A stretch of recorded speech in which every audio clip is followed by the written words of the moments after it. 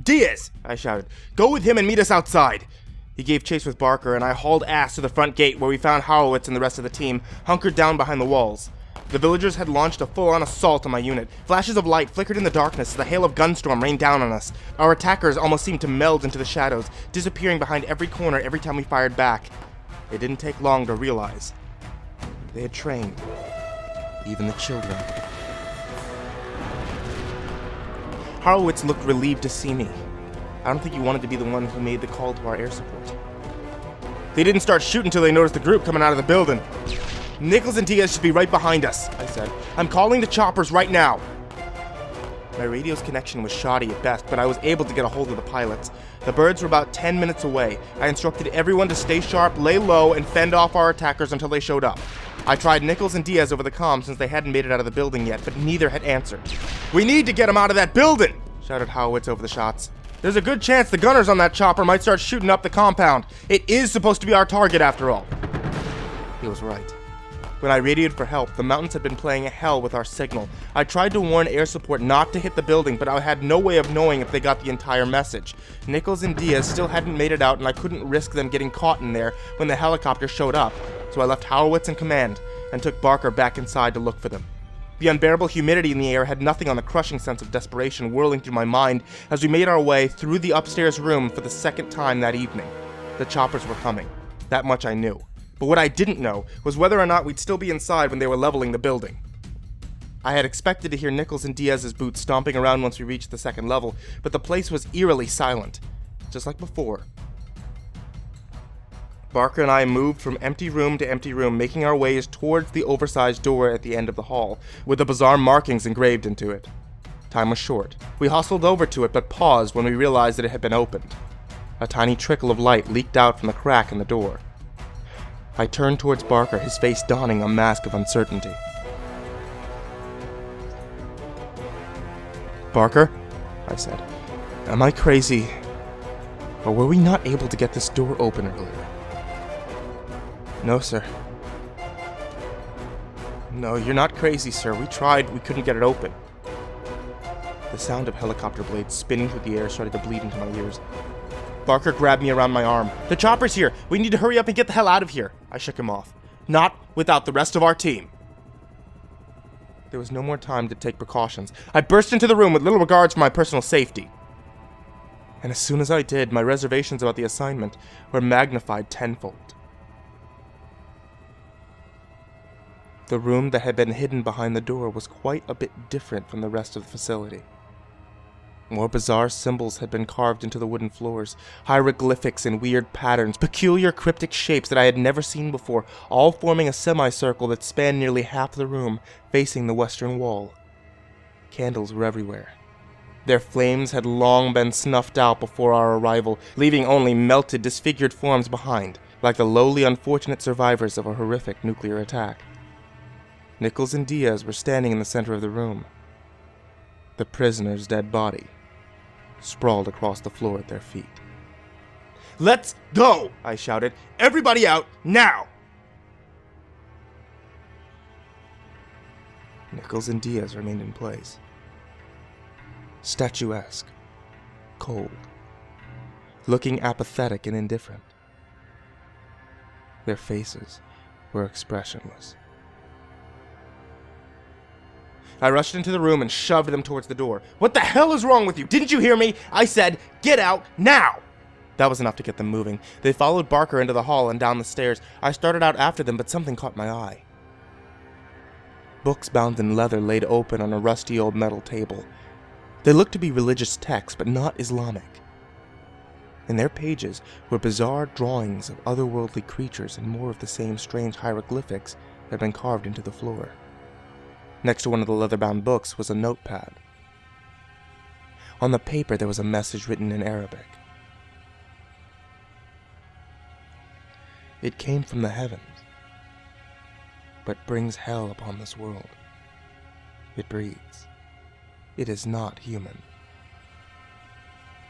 but it hides inside us. Those last 9 words made me feel sick. I looked over the prisoner's body, still face down on the floor, and suddenly I remembered that I was now alone. It is not human. I took a step towards the corpse, half expecting it to spring back to life. But the chopper's blades were getting louder, and my radio was getting nothing but static. I couldn't even reach the rest of my team. Gunshots were still firing through the air outside, and I prayed none of my guys had been hit. Hides inside us. When I got close enough, I slid the toe of my boot under the dead prisoner's torso and flipped it over. In the front of his neck was a hole identical to the ones that we had found in the corpses in the basement. In the front of his neck was a hole identical to the ones we had found on the corpses in the basement. I'm not entirely sure how long I stared at the prisoner, trying to process what on earth was going on. Questions were swirling through my head. What the hell had Nichols and Diaz been doing in there? I found the itch to look around the room for answers, deciding I'd be pushing my luck if I stayed in that place much longer. The next thing I knew, I was sprinting down the stairs of the facility and out the front door just as the chopper started filling it full of shells. A few seconds earlier and they would have taken me down along with that facility. The villagers were still firing on my team when I got back to the wall. Luckily, we hadn't taken any casualties yet, and soon after, the Black Hawks buzzed over our heads and began raining down bullets on the Afghan village. Their choppers' heavy-duty artillery easily leveled the little huts and swatted our attackers like gnats. Hot shells sliced through bodies of men and boys alike as the area around the compound became a scene of absolute carnage. In all my years working special ops, it was definitely the most violent altercation I had ever been involved in. Once the choppers had landed and it was safe to board, we left the cover of the compound walls and made our ways back to the birds. I'm rarely taken back by the aftermath of a skirmish, but the village and the area around it had been completely obliterated. Howitz, Barker, and 4 other members of my unit entered one of the choppers while Nichols, Diaz, and myself, and the rest of my team, crossed the battlefield to get in the other. We were about 20 meters from the helicopters when I found something snag my ankle. I spun around to see an elderly, bearded man on the ground, trying to tell me something. His body had been riddled with bullets. He was bleeding profusely from multiple wounds. I could tell it was only a matter of time before his organs would begin shutting down on him. He looked up to me and opened his mouth to speak. I don't know exactly why I bent down to hear him better. Perhaps it was the expression in his eyes. I've seen the look on a man's face when he's about to die. It's usually one of panic, sometimes regret or sadness, occasionally peace, but this man's eyes showed only that of concern. His words were faint. The old man did his very best to get them out, but he was speaking things in Farsi that I had never heard before. Some of the words I recognized, but before I could say anything to clarify, the sound of Nichols' .45 boomed through the air and silenced him. I looked up, furious that he had just put a bullet in the dying man's head. I put him out of his misery, Nichols said. He was going to die anyways. We boarded the chopper and took off from that god-awful place on our way back to HQ. During the flight, I pulled out a piece of notebook paper from my bag and wrote down phonetically what I heard the villagers say before Nichols shot him. "Do you know what this means, Nichols?" I asked. "It's what I heard the man you killed say to me." I repeated what I wrote down. It was then that I noticed the look in Diaz's eyes. He was still relatively new to my unit, but I had read his file, and as far as I know, he couldn't speak a lick of Farsi. His face told me a different story. Diaz looked like a cheating lover getting outed by his spouse. Nichols seemed bothered too. He took the paper from me and asked me to repeat what I heard. When I complied, he snickered, tore it in two, and tossed it aside. "It's nothing, sir. Just some garbage about Westerners being filthy pigs." "What were you and Diaz doing in that room upstairs, Nichols? And why was it locked?" Nichols scratched at the stubble on his chin. "The prisoner attacked us in there, sir. I don't know what he was thinking. He was aggressive, and Diaz and I were forced to fire on him." "He was unarmed," I said. Nichols shrugged. "I checked out the body. The hole in the prisoner's neck was identical to the corpses in the basement. Can you explain that?" Yeah, Nichols said. I guess I was wrong about my initial assessment of the situation. My bullet didn't pass through the back of his neck, sir. Sir. He said it again. Nichols never called me that on missions, only in front of superiors. His story sounded like a bunch of horse shit, but I assumed he was trying to cover for Diaz and himself. As far as I was concerned, he had just shot and killed an unarmed man because he didn't like the vibe he was getting from him.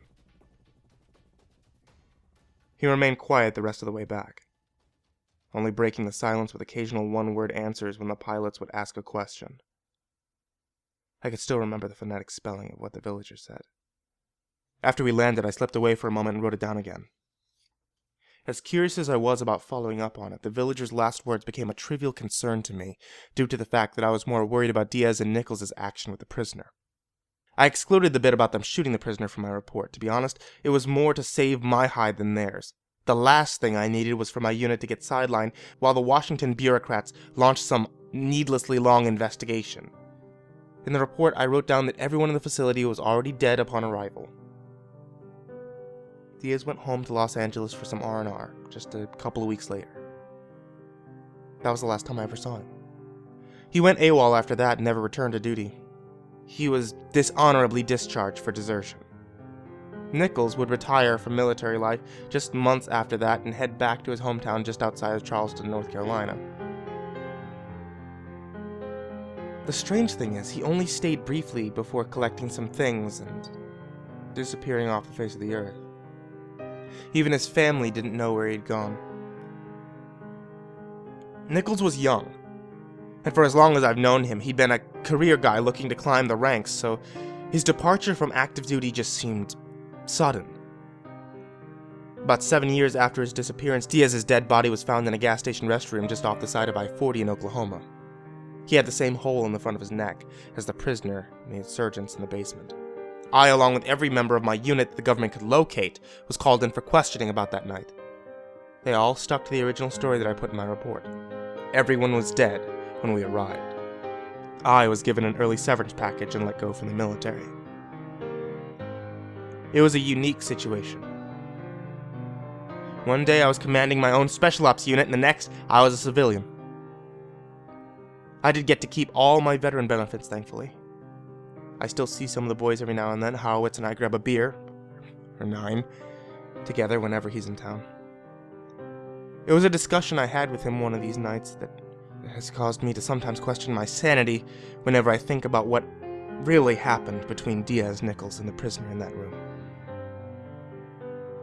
We were drinking at that local watering hole, watching the football game that was playing on the bar's TV. It was my turn to pay for the round. When I pulled out my wallet and opened it, I caught a glimpse of a folded piece of paper sticking out of one side pocket. It was the very same paper I had written down the dying villager's words on when the helicopter picked us up. Now, Horowitz spoke Farsi better than anyone I knew, so I decided to read it out to him. What? He laughed after I read. Are you sure you heard that right? Yeah, I said. Nichols told me it was something about Westerners being filthy pigs. Horowitz shook his head. Well, then Nichols, wherever he is, needs to pick up Rosetta Stone, because that sure as hell ain't what you just said. I didn't think so. You know, I speak a bit of Farsi, I told him. And the very first thing you learn when you're over there are the good insults and curse words. I hadn't heard this one before. That's because it ain't no curse word. It sounds more like a warning, but it doesn't make a whole lot of sense. That's why I asked if you heard it right. I know what I heard, I insisted. What's it mean? Well, Horowitz leaned back in his chair and took a sip of beer. If you're sure that's what you heard, then what the villager said is this. It comes from the stars. It cannot be killed, but it can be contained. Do not release the parasite, or it will breed and spread.